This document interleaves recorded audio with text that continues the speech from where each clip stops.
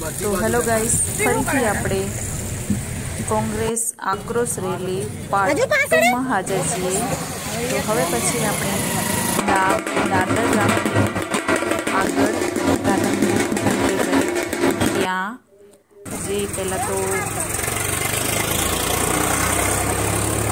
80 જેવા બાઇક હતા અને રાધનપુરની નજીક એક કોચનાથ કરીને ગામ છે। ત્યાં પણ ગુજરાતના માણસો અને આજુબાજુના જે ગામડાના માણસો હતા તે પણ એકઠે થયા હતા। ત્યાં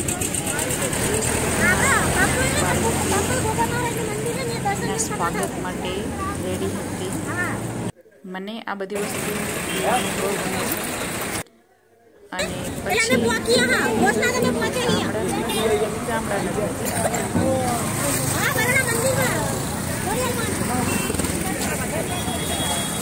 લોકો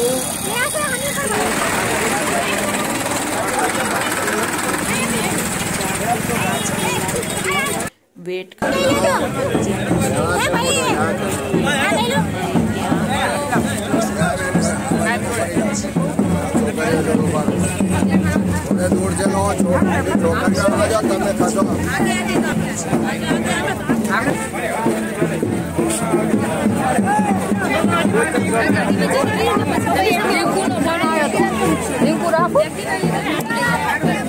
मतलब લોકોનો જે ઉત્સાહ છે ભાજપ તરફ ઓછો દેખાય છે અને કોંગ્રેસ તરફ વધારે ખેંચાય છે। તો ત્યાંથી રેલીવાળા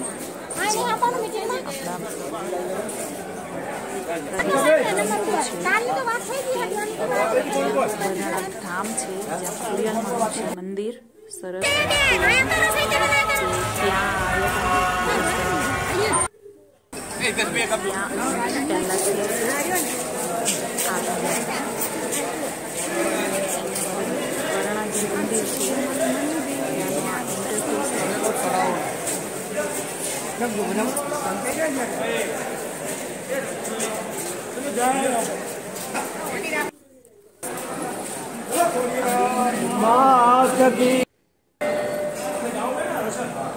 આ લોકોની ટીમ સાથે મતલબ જે મજા આવી અને ગેમ્સ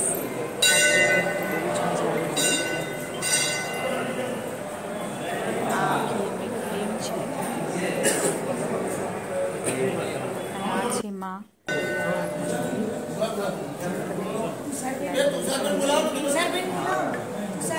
આવો બોલા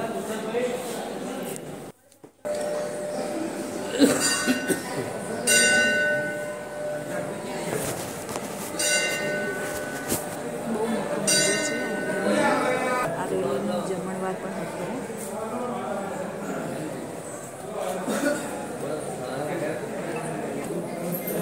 પણ અમે નતા જમ્યા કેમ કે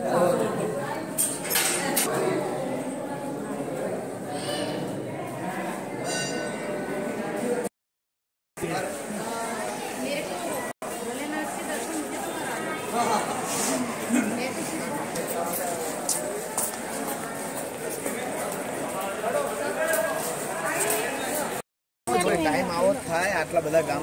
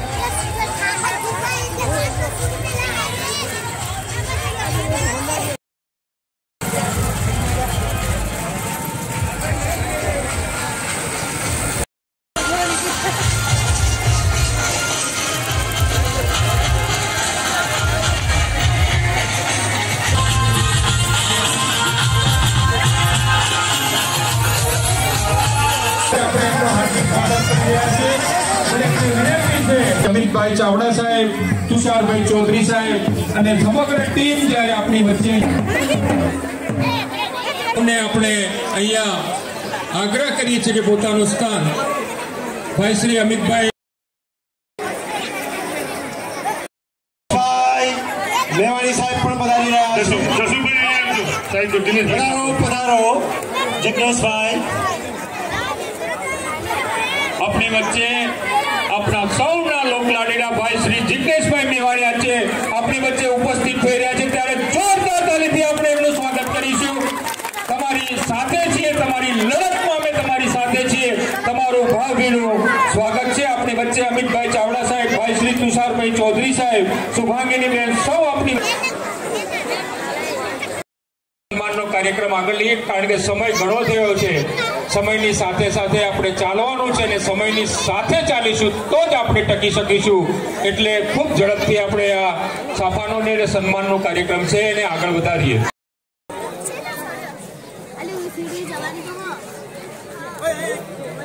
હૃદયપૂર્વક માલધારી વતી એક વિશ્વાસ આપીએ છીએ કે સાહેબ અમે તમારી સાથે છીએ. લાલજીભાઈ તો પછી માલધારી પાઘડી સાહેબ પહેરવી તો એવું કઈ નક્કી નથી કે પાટણ જિલ્લાને મૂકીને દરેકે દરેક જિલ્લાઓમાં પડ્યો એવું તો છે નહીં. પાટણ જિલ્લામાં પણ બરાબર કમોસમી વરસાદ પડ્યો છે કે નથી પડ્યો છે, અને ભણાવી ગણાવી અને હોશિયાર બનાવે, ના કે દારૂ અને ડ્રગ્સના રવાડે ચડાવે. એના માટે થઈ અને ખેડૂત જયારે એમના દીકરાને ભણવા મોકલે અને એમનો દીકરો જો દારૂ કે ડ્રગ્સના રવાડે ચડી જાય તો પતન થાય ને, તો એક ખેડૂત માતા કે પિતા ના જોઈ શકે તો એનો અવાજ માટે નહીં આ હાઈકમાન્ડ છે. એટલે તમારું સૌનું સ્વાગત આપણા નેતાઓ કરી રહ્યા છે. આપણે મહેમાનોને સ્વાગત કરવા માટે ફૂલ લાવ્યા હતા, પણ એમને આગ્રહ કરીને હાલ કહ્યું માન્ય ધારાસભ્ય સાહેબ શ્રીને કે મારે તો જનતાનું સ્વાગત કરે, તો આપણે જોરદાર તાલીથી એમના સ્વાગત કરીએ.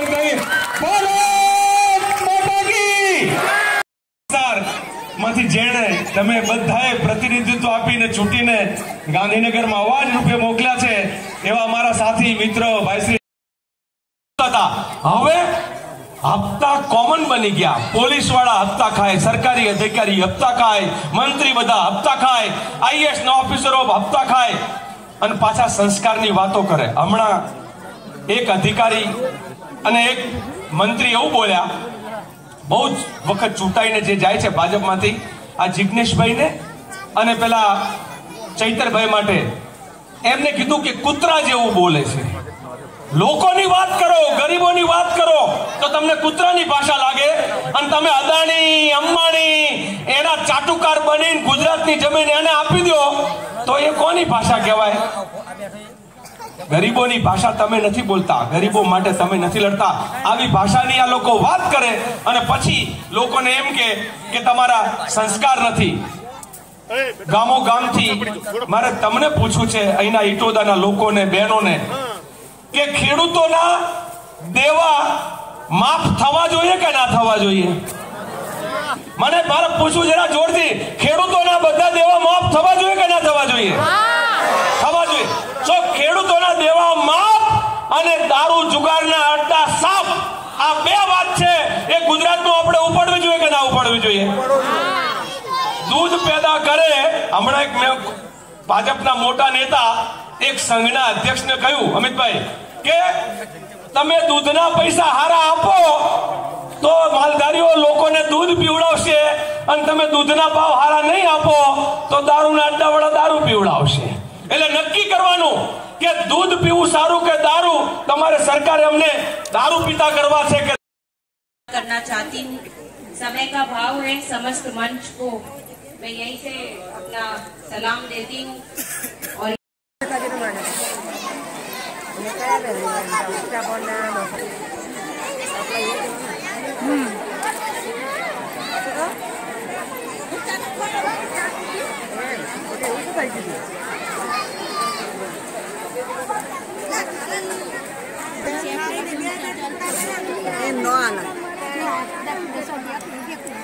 બીજી વાર લઈ જાય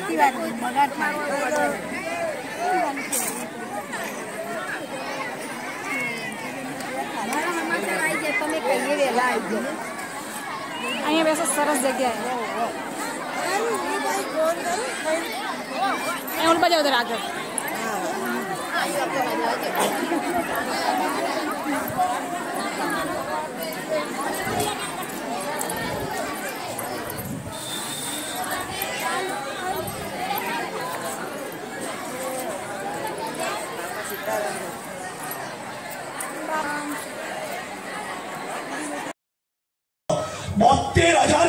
ડ્રગ્સ એ દરિયાકાંઠા ઉપરથી 72,000 કરોડનું ડ્રગ્સ. આ ડ્રગ્સ એ તમારા ઘરમાં આવી હોત તો આની તમે કલ્પના કરો.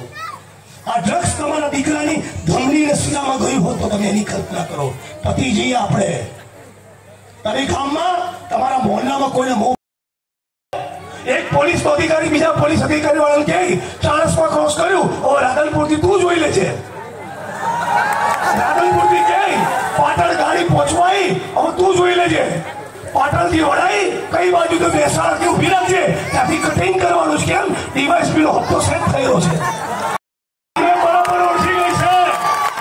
મેં કાલે કાકો સીધી ચેલેન્જ આપી, ભૂલીને ગુજરાતી બની જઈએ, ભારતવાસી બની જઈએ તો ચોક્કસ 2027ની ચૂંટણીમાં તાલુકા જિલ્લા પંચાયતમાં આંબેડકરના સપનાનું ભારત બનાવવા અમે પ્રવૃત્ત થઈશું. એ વાત સાથે મારી વિરામ આપું છું. આ તમામ લોકોનો ખૂબ ખૂબ આભાર.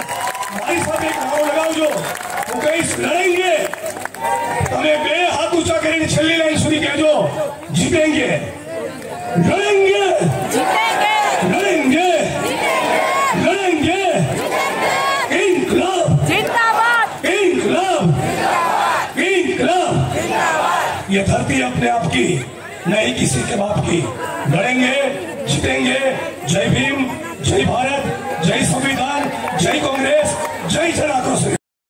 બધા આંસુએ રડતા હતા, સરકાર પાસે મદદ માંગતા હતા. ખેડૂતોની માંગણી હતી કે જેનું જેટલું વાવેતર છે, જેને જેટલું નુકસાન થયું છે એના પ્રમાણમાં એને રાહત વળતર મળવું જોઈએ. પણ સરકારે એની વાત ન સાંભળી ત્યારે પ્રદેશ કોંગ્રેસ સમિતિ દ્વારા સમગ્ર સૌરાષ્ટ્રના 10 જિલ્લાઓમાં સંઘ ગયા તો ખેડૂતો તો પરેશાન હતા જ, પણ યુવાનો બેરોજગાર હતા, ચારે બાજુ ભ્રષ્ટાચાર હતો, મહિલાઓ મોંઘવારીથી ત્રસ્ત હતા. દરેક ગામમાં જઈએ તો ફરિયાદ હતી કે આ દારૂ અને ડ્રગ્સના કારણે યુવા પેઢી બરબાદ થાય છે અને આ સરકાર અમારું સાંભળતી નથી. ત્યારે નક્કી કર્યું કે આખા ગુજરાતમાં જે લોકોના પ્રશ્નો છે જે લોકોની તકલીફો છે, સમસ્યાઓ છે, જે ફરિયાદો અને આક્રોશ છે, એને વાચા આપવાનું કામ એક વિપક્ષ તરીકે કોંગ્રેસ પાર્ટી કરશે. અને એટલા જ માટે 21મી તારીખે ભીમા ખાતેથી આ જન આક્રોશ યાત્રાની શરૂઆત કરી. પહેલા દિવસે વાવ થરાદ જિલ્લો, ત્યાંથી બનાસકાંઠા, ત્યાંથી સાબરકાંઠા, ત્યાંથી અરવલ્લી, ત્યાંથી ગાંધીનગર, મહેસાણા અને આજે આ પાટણ જિલ્લામાં તમારી વચ્ચે આવ્યા છે. આટલા દિવસની યાત્રામાં ખેડૂતો મળ્યા, યુવાનો મળ્યા, લોકો મળ્યા અને દરેક લોકોની એક જ ફરિયાદ છે કે અમે જેમને મત આપીને સત્તા પર બેસાડ્યા છે એ ગાંધીનગરની સરકાર આજે સામાન્ય લોકોની વાત સાંભળતી નથી. આ દેશના બંધારણે બાબા સાહેબ આંબેડકરે બંધારણ બનાવ્યું. એ બંધારણે આપણને સૌને મતનો અધિકાર આપ્યો તો ફરી ચૂંટાઈને જાય અને પ્રજા જાકારો આપે તો ગમે તેવો મોટો નેતા હોય તો ઘર ભેગો થાય. આ તાકાત આપણને મતની મળી છે. તમારા મતથી ગાંધીનગરમાં સરકાર બેઠી છે. એ સરકાર જો ખેડૂતોનો વાત ના સાંભળે, એ સરકાર યુવાનોને રોજગાર ના આપે, એ સરકાર દારૂ જુગારના અડતાઓ લઈ અને યુવાધનને બરબાદ થતું એની આંખો સામે દેખાતું હોય તેમ છતાં એક અક્ષર ના બોલે તો એનો જે અવાજ લોકોનો છે એ બનવા માટે આ યાત્રા તમારી વચ્ચે લઈને આવ્યા છે. મારે તમને પૂછવું છે કે આમાંથી ટેક્સ કેટલા લોકો ભરે છે? હાથ ઊંચો કરો તો. બહેનો ભરતા નથી ટેક્સ. બહેનો બજારમાં ખરીદી કરવા જાઓ છો, બજારમાંથી સાબુ લાવીએ છે, બજારમાં ચા લેવા જઈએ છે, બજારમાંથી આ શર્ટ કે સાડી લેવા જઈએ છે, આ મોબાઈલ બજારમાંથી લાવીએ, ટીવી લાવીએ, ગમે તે વસ્તુ બજારમાંથી લાવીએ તો એની ઉપર જીએસટી લાગે છે કે નથી લાગતો? તો હવે કહો તો કેટલા લોકો ટેક્સ ભરે છે? પહેલા એક જમાનો હતો કે જ્યારે ઉદ્યોગપતિઓ, પૈસાદાર લોકો ટેક્સ ભરતા